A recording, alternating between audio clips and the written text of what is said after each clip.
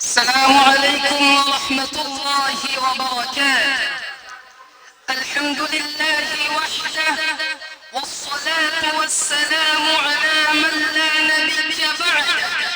أما بعد فأعوذ بالله من الشيطان الرجيم. بسم الله الرحمن الرحيم. واعتصموا بحبل الله جميعا ولا تفرقوا. صدق الله العظيم.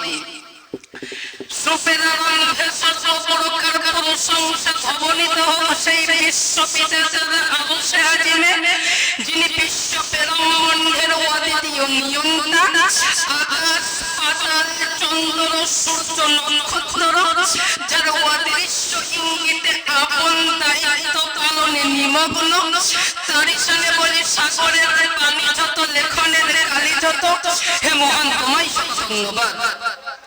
পরের পর্যায়ে লিখেছেন অনুপম সৃষ্টি নূর নবী পূর্ণের ছবি, নবীগুলোর শিরোমণি উভয় জগতের কান্ডারি আহমদ মুস্তাফা মুহাম্মদ মুর্তজা হুজুরে আকরাম সাল্লাল্লাহু আলাইহি ওয়াসাল্লামের শানে বলি, তুমি চন্দ্রের চেয়ে সুন্দর, তুমি পুষ্পের চেয়ে মনোহর, তুমি ঝর্ণার চেয়ে নির্মল। লাউ সালাম আজবার সকলে বলি সাল্লাল্লাহু আলাইহি ওয়াসাল্লাম।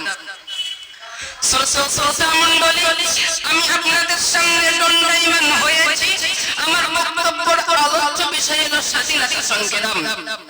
স্বাধীনতা সংগ্রামের আলেম ওলামা ও মুসলমানদের অবদান, কেননা আজ এই ভারতবর্ষে স্কুল কলেজ ইউনিভার্সিটির ছাত্র ছাত্রীদের শিক্ষক মণ্ডলীদের যদি প্রশ্ন করা হয় যে ভারতবর্ষ থেকে ওই বিখ্যাত ইংরেজদের বিতাড়িত করতে এবং দেশকে স্বাধীন করতে কাদের অবদান রয়েছে, কাদের দ্বারা শিক্ষা কোরবানি ও বলিদানে ভারত স্বাধীন হয়েছে, তারা সকলে এক বাক্যে বলে উঠবে বাদল বিনয় দীনেশ ক্ষুদিরাম সুভাষচন্দ্র বোস আর মাতঙ্গিনী হাজরা, এদের অবদানে ভারত স্বাধীন হয়েছে।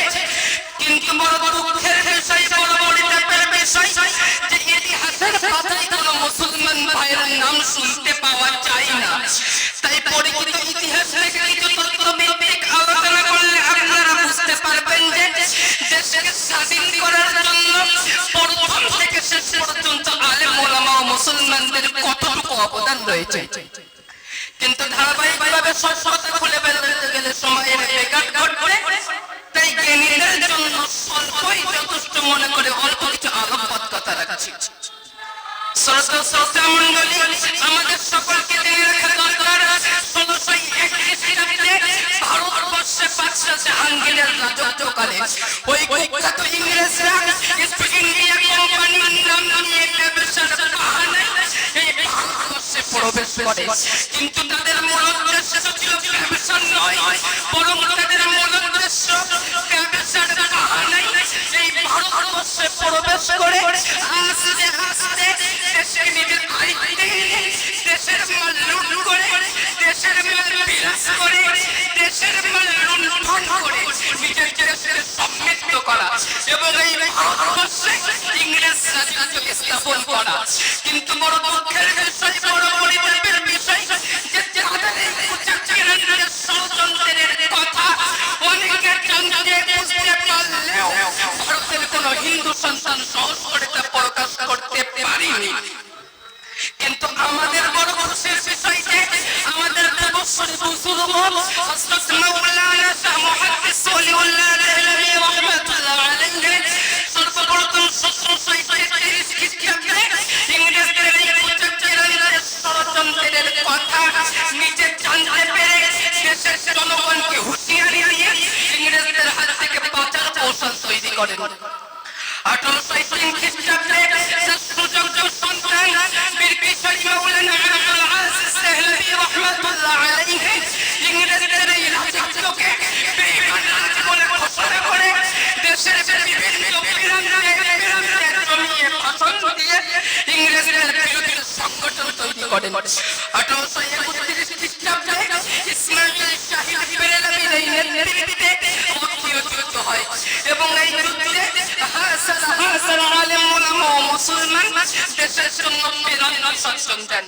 1757 সালে উত্তরপ্রদেশের শামলির মাঠে হাজী ইমদাদুল্লাহ মুহাজিরি মক্কি রাহমাতুল্লাহ আলাইহির বিশ্বাসকতায় এবং দারুল উলুম দেওবন্দ মাদ্রাসার প্রতিষ্ঠাতা হযরত মাওলানা কাসিম নানতুবি রাহমাতুল্লাহ আলাইহির নেতৃত্বে সিপাহী বিদ্রোহ এবং এই যুদ্ধে 56,000 আলেম ওলামা ও মুসলমান দেশের জন্য রক্ত দিয়ে দেশের কালো মাটিকে লাল করে দেশের মিকের পরিচয় দেন। শুধু তাই নয়, সিপাহী বিদ্রোহের পরে জিটি রোডের প্রত্যেকটি কাছে একটি করে আলেমদের শাসিত হয়েছিল। কিন্তু বড় দুঃখের বিষয়, বড় পরিতাপের বিষয় যে ইতিহাসের পাতায় কোনো মুসলমান ভাইয়ের নাম শুনতে পাওয়া যায় না। তাই তো বলি, হে ভারত, তুমি জন্মভূমি, তুমি মাতৃভূমি, মানুষ মাত্রের বেঈমানি করতে পারে, কিন্তু তুমি তো বেঈমানি করতে পারো না। তাই তুমি বলো, তুমি কার? তোমাকে স্বাধীন করার অবদান কার? তাই তো কবি বলে, রক্ত রাঙা ভারতবর্ষ, রক্ত রাঙা ভারতবর্ষ আমাদের ভারতের রক্ত দিয়ে পেলাম মোরা ভারতবর্ষের স্বাধীনতা। ইতিহাসের পাতায় মোরা পেলাম না কোথায়? তারাই হলো সেনাদের যাদের কোনো নাম গন্তা নাই।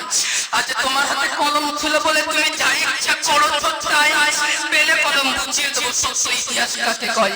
আমিন সুম্মা আমিন ওয়া আখিরু দাওয়ানা আলহামদুলিল্লাহি রাব্বিল আলামিন।